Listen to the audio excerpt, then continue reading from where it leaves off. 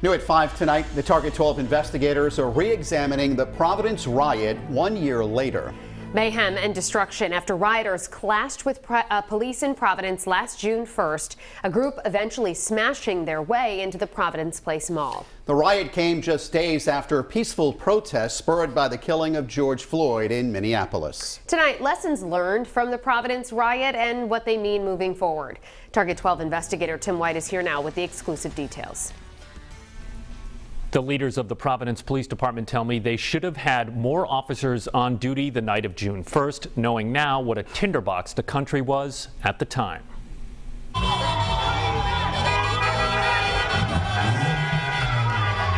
You could hear flares being shot into the air, fireworks, yelling,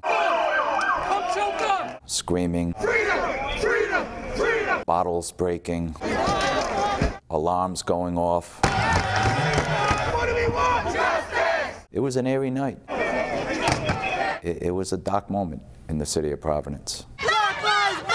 Protests in Providence over the murder of George Floyd by a Minneapolis police officer had been peaceful days earlier.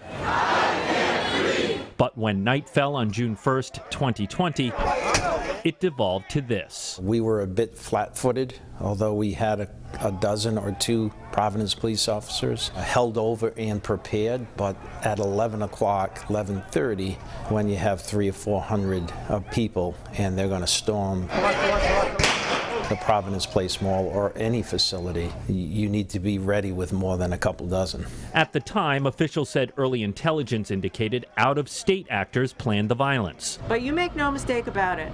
Those plates coming in from other states that drove across our border, who came here with crowbars and gasoline, were not here because they care about ending racism in our community. Did that turn out to be true? It did not. It did not.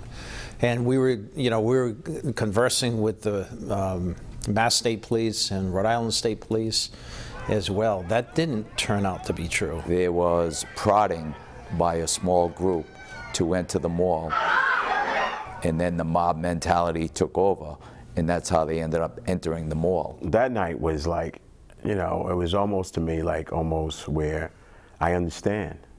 I mean, we kind of predict this was going to happen. Brother Gary Danzler is the head of Black Lives Matter Rhode Island. The day after the riots, he stood with city and state leaders condemning the violence, but he also says he understands how the killing of George Floyd lit a fuse. I think it was overdue with Providence. I think Providence haven't seen that in years. What do you mean it was overdue?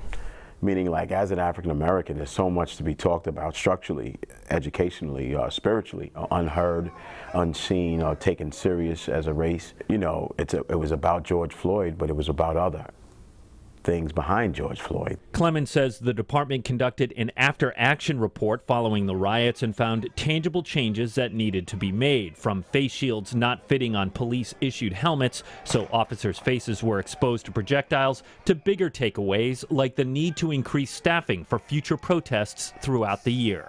Do you feel like you let the city down on June 1st because of what happened and maybe not responding to the intelligence that you had going into that night? Absolutely not. In fact, the opposite. I think but for the leadership, the brave actions of the men and women of the Providence Police Department, I think the city of Providence would have looked considerably different the next morning and the days to come. It could have been worse, is what you're saying. Way worse. 65 people were arrested that night. A Target 12 review of the cases found, with several still pending. So far, just one defendant has served any jail time, a sentence of 10 days. With the Target 12 investigators, Tim White, 12 News. The Target 12 investigators continue to re-examine the Providence riot 1 year later. On June 1st, 2020, rioters clashed with police as dozens smashed their way into the Providence Place Mall. At 5, the Target 12 investigators looked back at some of the lessons learned as we approach this 1 year anniversary of that chaotic night. And new at 6, we're examining one of the most memorable events from that night, the burning of a Providence police cruiser. Plus, why the head of public safety in the city says they let it happen. Target 12 investigator Tim White is here now with the exclusive details. Providence Public Safety Commissioner Stephen Perry says they knew in that moment the police cruiser was going to be torched, and several officers weren't happy with the decision to let it happen. As tensions mounted the night of June 1st last year, Providence Public Safety Commissioner Stephen Perry was driving the streets assessing the situation when a brick came flying through the rear window of his cruiser. Do you still have the brick? I do. The brick now sits in Perry's office at police headquarters. I put it on my desk as a reminder of that night and how angry people were at police. It was a night of projectiles flying, bottles, flares, fireworks, and flames. Providence Police Colonel Hugh Clemens says the destruction was largely spurred by a smaller group that had geared up for trouble. And you can see them as they're moving around with their backpacks, their intent on causing harm to the police. They may have items in their bags that they're ready to hurl and cause damage to property or to human beings. Providence Police Cruiser number 708 was one of the targets. Perry says the command staff made the decision in that moment to let the cruiser get taken, a decision that he says did not sit well with officers. They just had greater numbers than we had for us to protect that patrol vehicle, and it wasn't worth somebody getting hurt over. And that was a tough decision, but it was made on the ground. Let the car go. Even now, a year later, the spot where the cruiser went up in flames still shows the scars on the pavement from the heat of that fire. Two men were later charged with a federal crime for their role in the torching. Reviewing video, FBI agents identified this man, Nicholas Scaglione, seen spraying an accelerant in the driver's seat of the 2018 Ford Explorer Police Interceptor and later lighting it ablaze. Federal prosecutors say Louise Joel Sierra did the same. FBI agents obtained text messages they say Scaglione sent to a friend, writing, "That was pent-up years of rage and frustration with the way I've seen and been treated by police.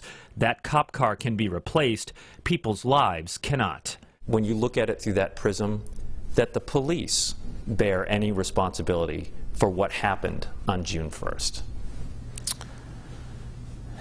No, I don't. I can see out of their lens. Floyd happened. We had some other, use of force throughout the country that were horrific.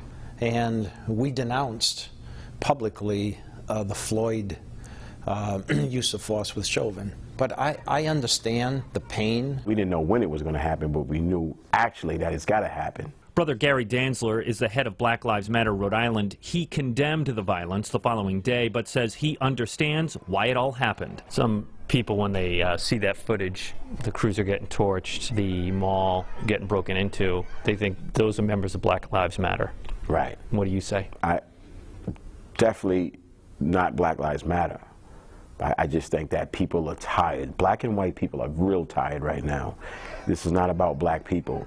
It's about being oppressed.